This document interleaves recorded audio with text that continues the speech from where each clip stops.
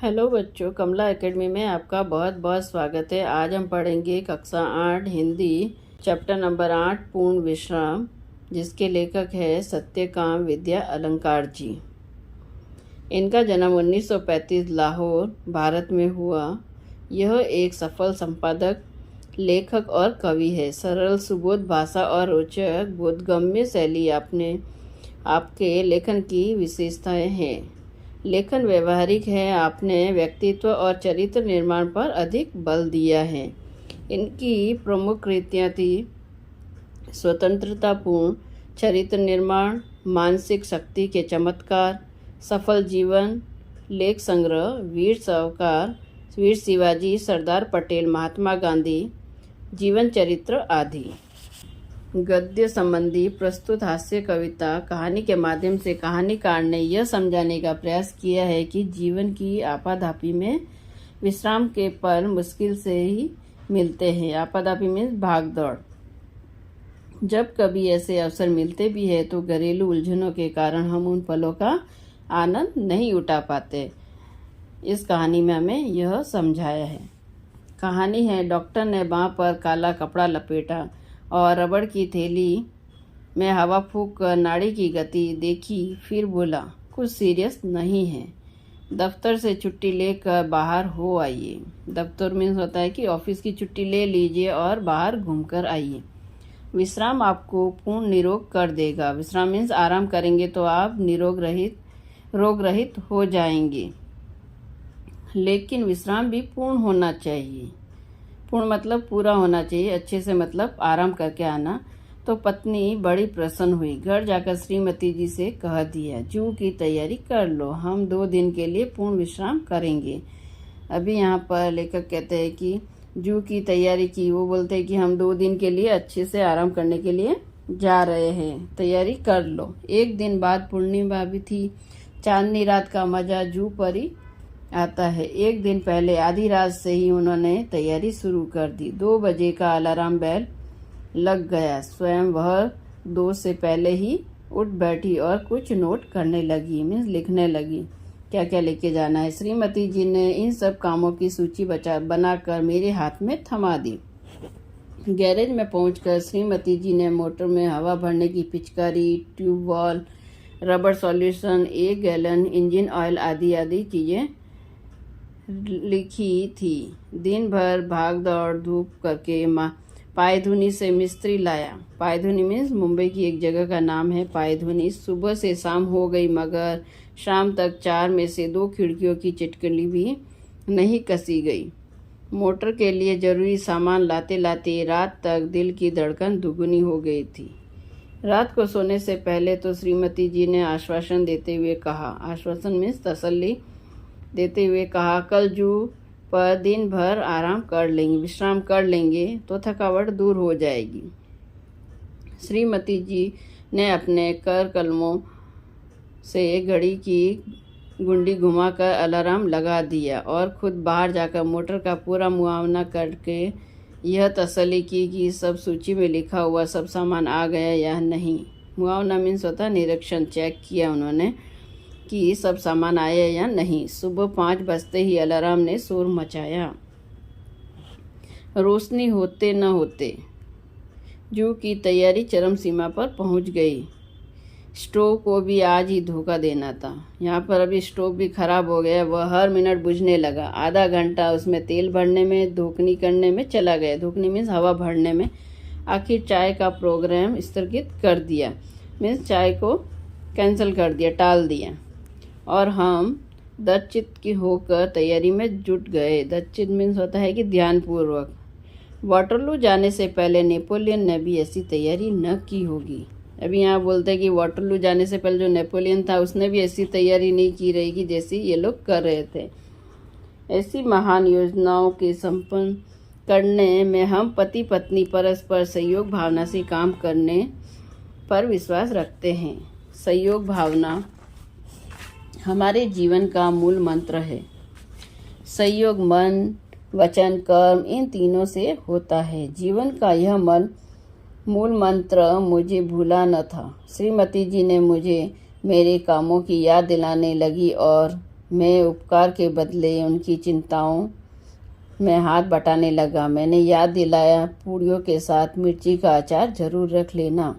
श्रीमती जी बोली, अचार तो रख लूँगी, पर तुम समाचार पत्र रखना न भूल जाना। मैंने अभी पढ़ा नहीं है। मैं बोला, वह तो रख लूँगा, लेकिन तुम वह गुलबंद रखना न भूल जाना जो पिछले साल कश्मीर से लाए थे। गुलबंद मीन्स होता है कि गले में बांधने वाला मफलर।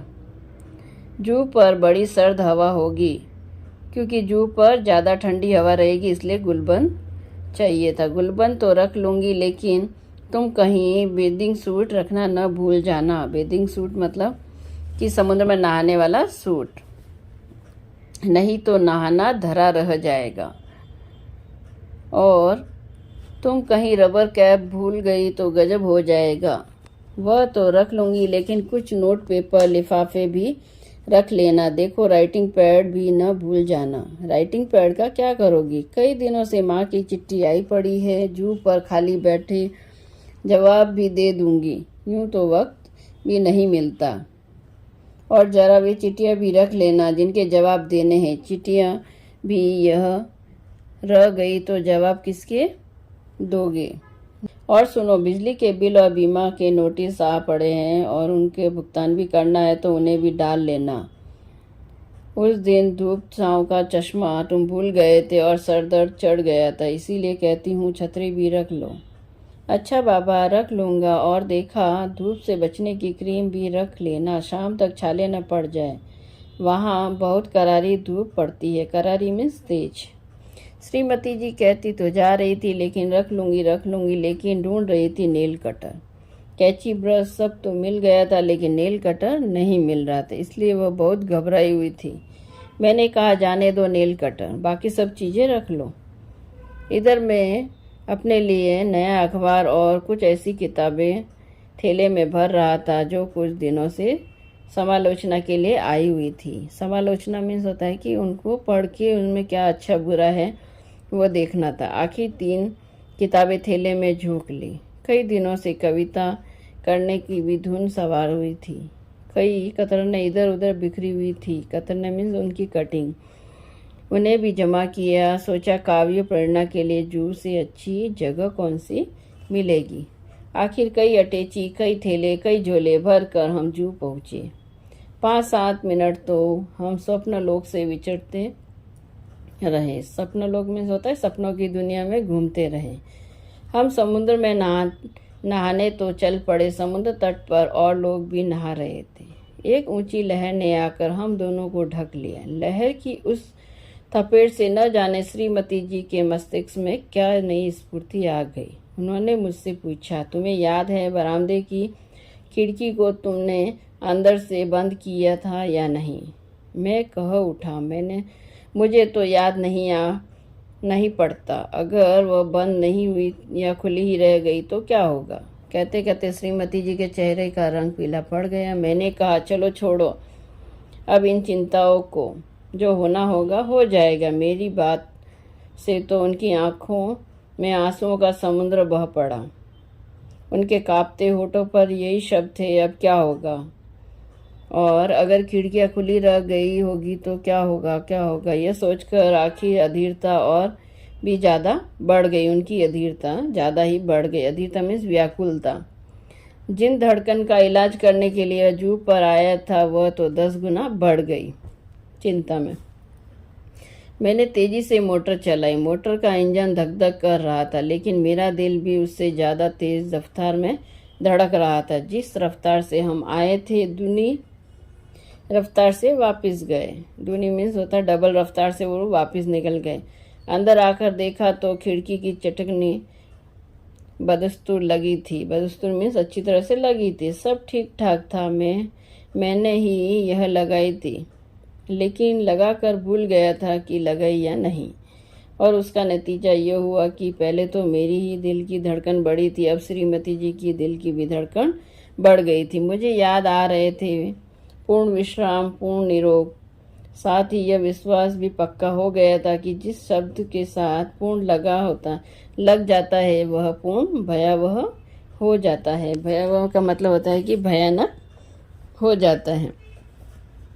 इस कहानी में हमें लेखक बताते हैं कि बड़े शहरों में लोगों का जीवन ऐसी भागदौड़ से भरा हुआ है कि वहाँ विश्राम के लिए उनके पास समय ही नहीं रहता। यदि समय निकल भी जाता है तो वो पारिवारिक उलझनों में उस समय का आनंद नहीं उठा पाते, जैसे कि लेखक के साथ हुआ। डॉक्टर के परामर्श पर चलते हुए लेखक ने बड़ी कठिनाइयों से जूझ जाकर 2 दिन विश्राम का कार्यक्रम बनाते हैं, परंतु घर की चिंता के कारण वहाँ से उन्हें उल्टे पांव वापस आना पड़ता है। तो ये कहानी आपको अच्छी लगी है तो please like, share and subscribe कीजिए। Thank you.